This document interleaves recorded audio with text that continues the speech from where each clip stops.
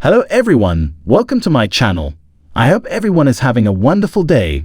Before starting the video, please go ahead and hit the subscribe button and give this video a like up. Today on General Hospital, Jason spends time with Danny, Dante advises Sam, and Finn enters rehab.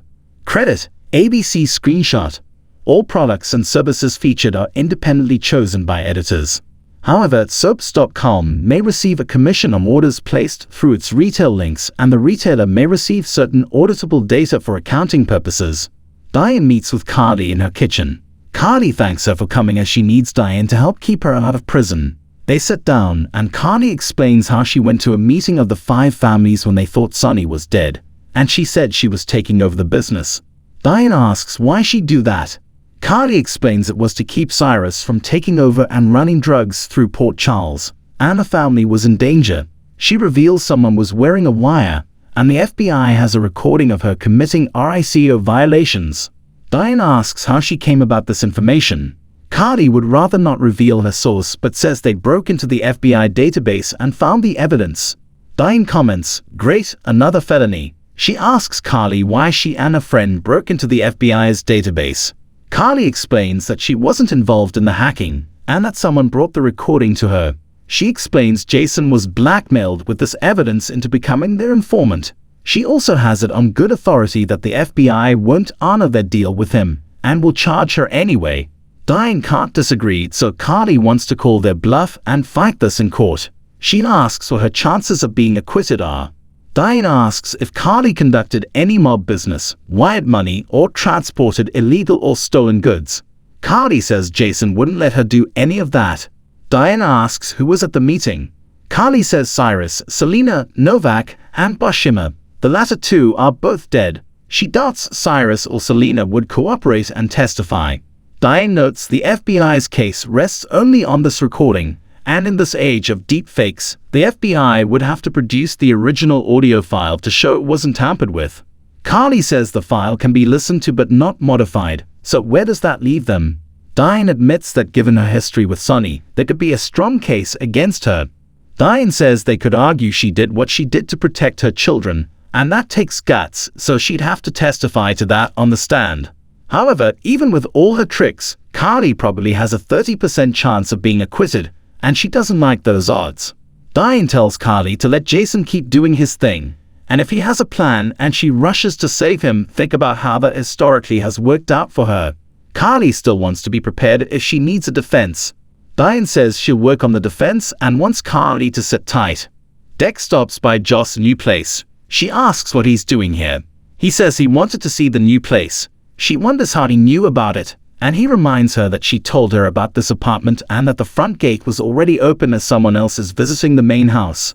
He brought food from Bobby's and has enough for Trina. Joss says Trina is taking care of her sick Aunt Stella. She invites him in to help her move some things around. Joss asks Dex what he's learning at the academy. Dex says he's learning that each situation is a judgment call, and sometimes you have to take a step back before you do something you can't take back. Joss says she's learning that lesson lately, and there are a few things she wishes she could take back. He admits to the same. Dex tells Joss this is a great place, and he admits he used to think about her someday moving in with him. She confesses she thought about it too. Dex liked having dinner the other night and asks what it would take for them to get back to where they were before he was willing to kill for Sonny. Joss says he didn't cross that line when other people in her life have, and she told him the other night he didn't have to prove himself to her. She sees now he belongs at the PCPD, and she's happy for him. Dex says if his becoming a cop pleases her, he'd be good with that too. Dex has an early morning, but Joss has nothing to do tomorrow. She suggests maybe she'll see him and the other cadets running in the park. At the Quartermains, Violet runs into her dad's arms in the living room. She asks how he is and if he is feeling better. Tears stream down his face, and he says he just needed the bandage. Violet asks if they can go home now. He explains she needs to stay with Uncle Chase a bit longer as he's going away for a little while. Violet begs to come with him, but he explains she can't go where he is going.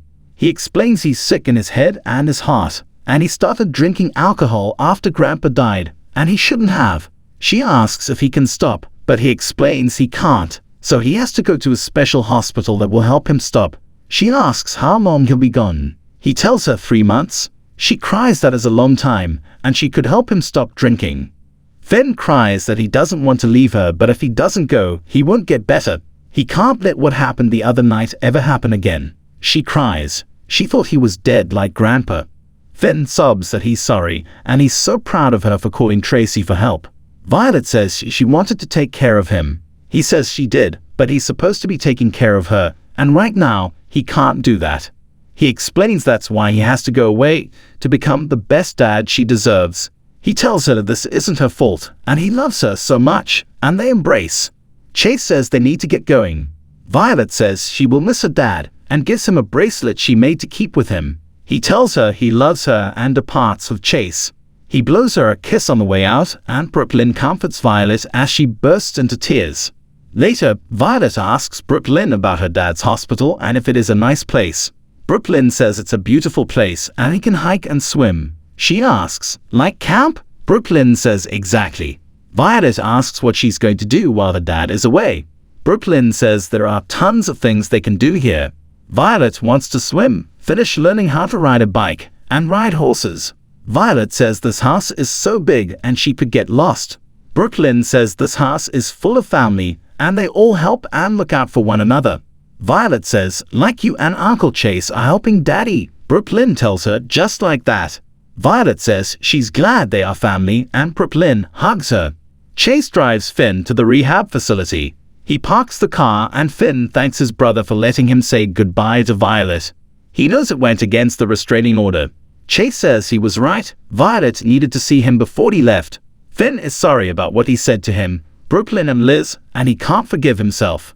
He also passed out and frightened his child. Chase says it could have been worse. Chase relays that he's broken up so many domestic disturbances and the kids had to watch one of their parents be taken away. He could have made it worse for Violet, but he didn't. Finn thinks he already did. She thought he was dead. Chase says he has an illness, so he's going away to get well. Finn can't believe his kid brother is now the one coming to his rescue, and he thanks him for taking care of Violet. He admits Chase did the right thing, and he'll always be grateful for him wanting to protect Violet. Chase promises his brother that he and Brooklyn will take great care of Violet, but he also advises his brother not to take shortcuts to get home as soon as possible. Finn says this isn't his first rodeo. Chase urges him to think of Violet and how he can't put her through this again. Finn says he's going to do this for Violet. Finn decides he wants to head into the facility on his own and tells Chase he loves him. Chase says he loves him too. Finn sees no point in stalling, gets out of the car and walks into the building. Chase ends up beating the steering wheel before taking off in tears. Sam returns home having just dropped Scout off at a sleepover, and Rocco is with his friends at a baseball game. She wants to check on Danny, but Dante says Jason picked him up. She asks where they went. Dante says he was going to take him to the gym, and he thought she and Jason were on the same page concerning Danny. She says she wanted to talk about that with him, and she and Spinelli found out what the FBI has on Jason. It's evidence against Carly. Dante says breaking into the FBI database is a federal offense and asks who else knows about this. She says Spinelli and Carly, and now him. Dante states now he's an accessory and she can't tell anyone about this. He says if Kate finds out what she did, she could be taken away from her kids. Sam insists Spinelli covered their tracks, but Dante says this is why he didn't want her getting involved with this. Sam says she had to know what the FBI had on Jason. He tells her to leave this alone, don't talk to anyone about this, and act like this never happened. He says she has to hope this never comes out. Later, Sam admits she knows Dante is right. Knowing Jason put Carly above his kids, if Danny ever found out, it would break his heart. Dante says that he can never know. Sam calls Spinelli and leaves a message telling him not to do anything more about the case until he hears from her. Jason takes Danny to the garage to see his bike, saying he didn't know the gym was closed. Danny thinks this is better. He asks his son, "Are you sure you are ready to do this?" Danny answers, "Oh yeah." They had to work on the motorcycle, and Danny asks if his dad taught him how to fix cars and motorcycles. Jason explains that Alan fixed people, and he learned how to do this after his accident. Jason doesn't remember much about the accident other than he was worried about his brother Adge drinking and driving. They crashed, and he woke up and didn't know anything or anyone due to a traumatic brain injury. Danny says Mom says he's drawn to danger. Jason admits he has done dangerous jobs that he can't discuss and his mom just doesn't want him to get hurt. Jason suggests they get back to the bike. After repairing it, Danny asks when he gets to learn to ride. Jason says they'll have to ask his mom first. Danny doesn't see his mom agreeing. Jason notes there are other things they can do. Eventually, Jason drops Danny off back at home. Danny raves about working on a bike with his dad since the gym was closed. Jason has an early day tomorrow and takes off. Danny heads to bed beaming and Dante and Sam hug. On the next General Hospital, Jason and Carly clash and Jason screams at her, "Everything I sacrificed to protect you means nothing." Brooklyn asks Chase what he thinks of Tracy's idea. Blaze is shocked and asks Christina, "Are you saying you'd try and get custody from Molly?" Ivor seeks Laura out and says, "I cannot allow that to happen." Sonny and Natalia toast to friends.